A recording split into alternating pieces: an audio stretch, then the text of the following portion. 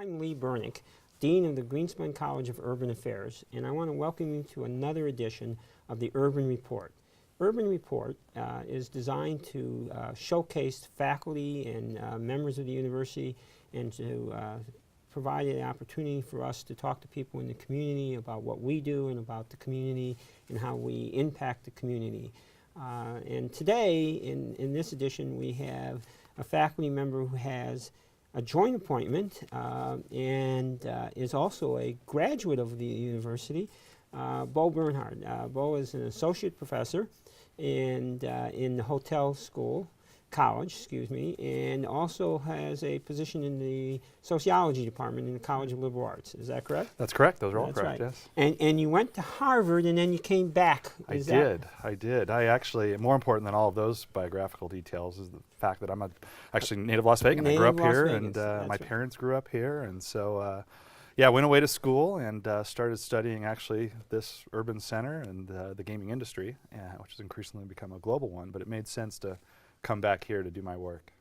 The fact, we're going to get to the global thing in a little later again, but the fact that it has become global and the fact that so many places are dealing with gaming actually provides an opportunity. If it were just Nevada and just Las Vegas, we probably wouldn't have people studying gaming as much as we do now. Isn't that correct?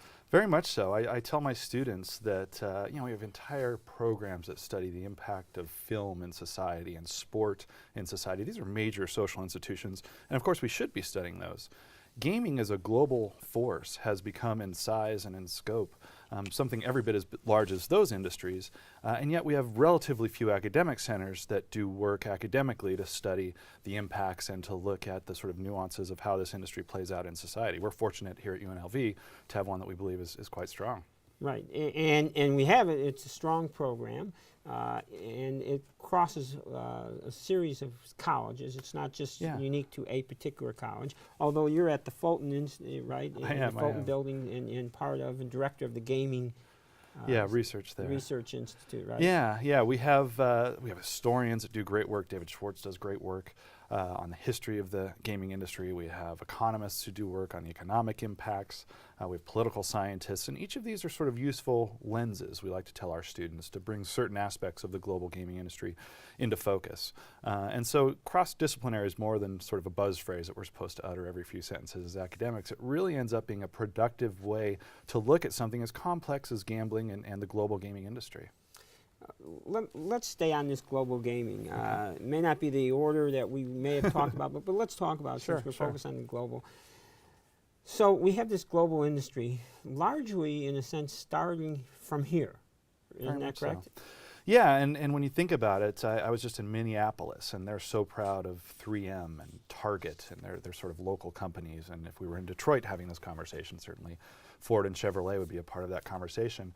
In a very real way, companies like IGT, which is sort of a Reno company but has a massive Las Vegas presence, companies like MGM Mirage and Wynn and Las Vegas Sands, these are our 3Ms. These are our Fords. These are companies that very much are Nevada-based, have very much Nevada roots economically, even culturally, and have become global forces. Some of these manufacturing companies like IGT and Bally and a lot of their competitors are in hundreds of global jurisdictions. And so they've really been forced to become massive multinationals, to become very sort of internationally and anthropologically literate to try to understand the vast array of jurisdictions that they have to do business in. And this little industry that sort of has emerged from our home state here has really become a global force. And the rest of the world really looks to Nevada for a model on how to run the gaming industry on everything from operations to architecture to regulatory and government. Well, we'll get back to the government part again, but let's stay on this. And in fact, while we talk about it globally, it's also states, and we have to deal with the 50 states and everything. And even an institution or an organization like Boyd Gaming, I was looking at their website. We think of them almost as a hometown little institution, but they're all over the country, isn't that right? Yeah, very much so. They do a big business in Atlantic City, and they have a lot of businesses in between. And they too, certainly more so prior to the recent economic downturn, have had an eye towards the international and have been focused on opportunities elsewhere, as businesses have to do, obviously. Opportunities for expansion and are things that we expect of, especially publicly traded companies. And so, you know, these companies that we think of the Boyd family, for example, as one of the classic sort of old school Vegas families. And yet these companies have sort of grown up in a way that's really quite fascinating. The issue of globalization, and the other day, the chair of Sands was on, and he basically, Adelson, said that he might not be interested in building anymore in Las Vegas. Right. Is that right? And you know, what's your take on? Well, he certainly at this stage has many more opportunities for expansion in Asia, and specifically in Macau, and also Singapore. So he's about to open full scale in Singapore, which is a pretty remarkable development when you think about it. Singapore is a place that bans chewing gum. I mean, they ban everything in Singapore. Just about everything you can imagine is illegal, and yet they're legalizing gambling in a way that the planet has really never seen before. There are about to be 2 mega resorts, they call them integrated resorts, in Singapore to avoid the casino taint. They don't even use the word casino. But nevertheless, a place like Singapore that prohibits virtually everything is about to embrace this gambling thing that not too long ago was illegal in most places, and embracing it on a scale, again, we haven't seen yet worldwide. There are theme parks incorporated into these places. These are total entertainment destinations, sort of big box resorts, if you will. Now, are they doing this, you know, and for many of the states, they moved to gaming to raise revenues as an easy way to raise revenues. And secondary, in a sense, are the jobs. Right, I mean, you know, I mean, they don't argue in Pennsylvania, we're going to open this up to create jobs. They're saying we're going to open this up to increase our revenues without taxing. Are they doing that I mean, what's the take in Asia about You know, it's interesting because, you know, the argument clearly is revenues and jobs and so forth here. Singapore has been very explicit about its desire to become a tourism and specifically a convention hub. This is one of the things that was appealing to them about Las Vegas Sands as a very convention-driven business, was that Singapore is one of the relatively few places in its neighborhood, if you will, in Southeast Asia, where you can really come and do business. And they felt they had an opportunity to build that segment of the tourism economy.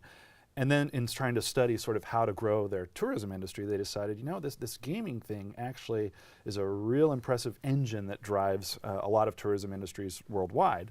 And so for them, it was a part of a strategic move on the Singapore government's part to embrace tourism first and to look specifically at different sort of subsectors within the tourism economy that could drive tourism more broadly. And they decided that gaming was something that they wanted to embrace. So you see decisions like that made on a much sort of broader scale than you did a few years ago.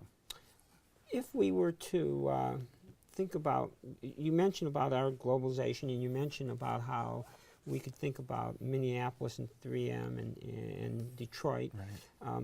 Are we going to be Minneapolis or are we going to be Detroit? I mean, there are 2 different things. I mean, Detroit in Michigan is dying because the auto industry is in decline, but Minneapolis is a healthy quality of life. What's the take? I mean, if Adelson is going to Asia and saying, forget Las Vegas, are we going to be Detroit? Yeah, I don't think so. At least not in the sense that I think we're both thinking of right now with the massive levels of unemployment, especially in the sort of inner city Detroit. What's also interesting here, though, is that Detroit itself has turned to gaming. Minnesota itself has also turned to gaming. A lot of these sort of Rust Belt cities that were really sort of centered in and grounded in an industrial economy struggle to make it in a post-industrial world now and have decided that we're going to embrace as our post-industrial industry gaming. Again, that's true right now in Minnesota, in Detroit. And that's something that's pretty striking to those of us who've been here and lived here and studied this industry, that new places are looking to the future and embracing gaming as the sort of vehicle to drive into a post-industrial economy. So I would bet on Minneapolis over Detroit to answer your question. All right. And I think, again, the important thing to note is that our expansion is taking place in a way that again, our forefathers, the founding figures of Las Vegas, never would have envisioned. Okay.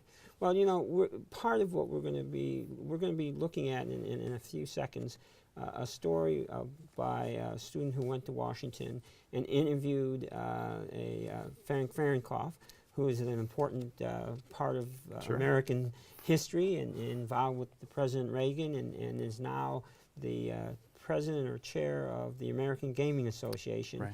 and we had an opportunity to interview him. The students had an opportunity to interview him, and he was talking about, and we'll see a discussion about internet gaming. Let's look at this package and see and come back and talk about Great. that. One of the most recognizable signs in the world gives the premonition that anything and anyone is welcome to Las Vegas. Well, on a recent trip to Washington, D.C. with fellow UNLV students, I was able to stumble upon something many casinos will do anything to keep out of Sin City or your own home for that matter. Frank Fahrenkopf Jr. is the president and CEO of the American Gaming Association. Offices located right down the street from the White House on Pennsylvania Avenue. Fahrenkopf is the national advocate for the commercial casino industry and is responsible for positioning the association to address regulatory, political, and educational issues affecting the industry. Fahrenkopf, who also at one time was the former chairman of the Republican National Committee, is saying the gaming issue at the top of the list in Congress is something that you can find on your computer. The hottest issue right now in Congress having to do with gaming is the whole question of internet gaming and whether or not it should be legalized. There are a couple of bills that are now pending, one in the Senate, one in the House, that would legalize internet gambling, but do so at a federal level, that the federal government would license and regulate and tax, rather than at the state level where all gaming is now in the United States. With many casinos against the legalization of internet gambling, ironically, there are some in favor. Harrah, that owns the World Series of Poker, is very aggressive in support of having internet gambling legalized. MGM Mirage, who has traditionally been very strong on internet gambling, particularly when Terry Lanny was running the company, would support it, but think that a state-based licensing and regulatory ways to go rather than have the federal government doing it. And then historically, Steve Wynn and a number of other operators have been opposed. Without proper regulation, scandals could affect everyone. And even though these online casinos are not within U.S. borders, U.S. casinos are well aware of the dollar amounts involved. We guess that somewhere between $6 and $10 billion a year are wagered by U.S. residents. But that's something that I must tell you very honestly, a number of our companies, particularly smaller companies, are concerned that if internet gambling were to be legalized, it would hurt their business. Statistically, we can't see that yet, but it's certainly a concern. With the U.S. government and especially the state of Nevada looking for ways to beat the budget, legal internet gaming may just be added to these lights. For the Urban Report, I'm Andy Gill. So we hear this story about internet gaming and gambling. What's your take on this? Well, I think it's interesting. As Mr. Fahrenkopf pointed out, there certainly are a range of opinions among very smart folks within the industry. I know Steve Wynn has concerns over a couple of things. Certainly allowing the federal government in a sense, to regulate this is something that I think all Nevadans have been concerned about for some time, because we feel like we've done a very good job of regulating the industry as a state. I know another concern is the issue of cannibalization, which you heard alluded to as well, where people are concerned that what might happen is that folks might head to the online environment and not come to our casino resorts here in Las Vegas. I think an interesting case study there is what's happening right now with Amazon.com and the Kindle and the traditional book. There were a lot of people who predicted when the Kindle came out that this would destroy book sales and that everybody would beam their books to their Kindle. And in fact, what's happened is that even though a lot of people prefer this digital sort of more convenient version, Kindle users also buy more traditional books as well. And so one of these issues, this cannibalization issue, is one it's a prime concern sort of economically. But we've started to do a little bit of research on that here at the International Gaming Institute. We've asked Nevadans in a series of polls about their behaviors both online and in traditional brick and mortar casinos. And we tend to see that sort of Kindle effect. We tend to see people saying that they do like to gamble online. For example, poker games are much more sort of convenient there, readily and rapidly available.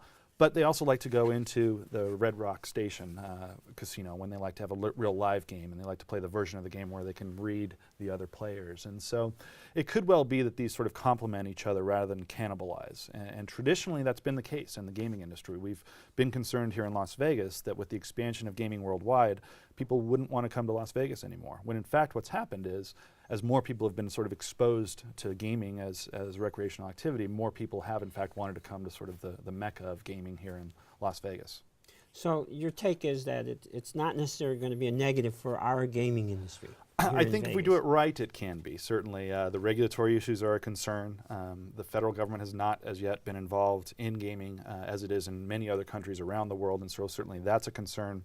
If I'm Steve Wynn and I've worked so hard to build these beautiful resorts that are great leaps forward from the resorts that we saw here in the 70s and 80s, I would be very concerned that maybe this is something where we're sort of taking a step back to a more simplified version of our product here in Las Vegas than that which we have today.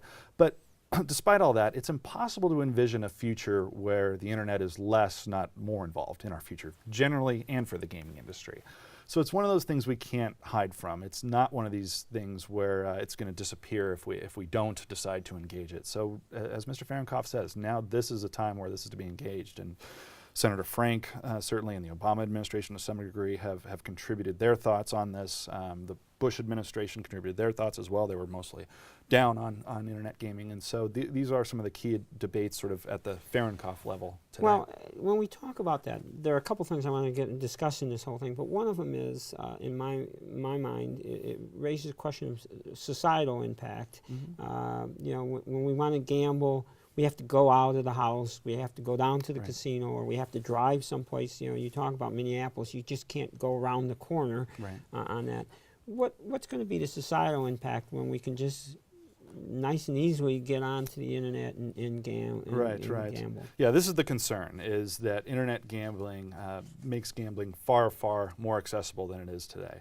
You could make an argument, certainly, that right now it's already accessible because internet gambling is so widespread, and we might as well bring it into the sort of legal and regulatory structure and be able to monitor it and be able to do things like put in place responsible gaming programs that we've seen in the brick and mortar environments that might in fact help us, help people in effect. And this is what the National Council on Problem Gambling, the also DC-based entity that advocates for problem gamblers, has said, is we're going to remain neutral on this issue as a whole, the legalization issue. What we do want to see, though, is a commitment to problem gambling, because this is an issue that's relatively understudied at the internet gambling level. We have a few studies out there right now, and there's somewhat mixed returns there, in terms of the evidence for or against the notion of this increasing problem gambling and affecting the social impacts.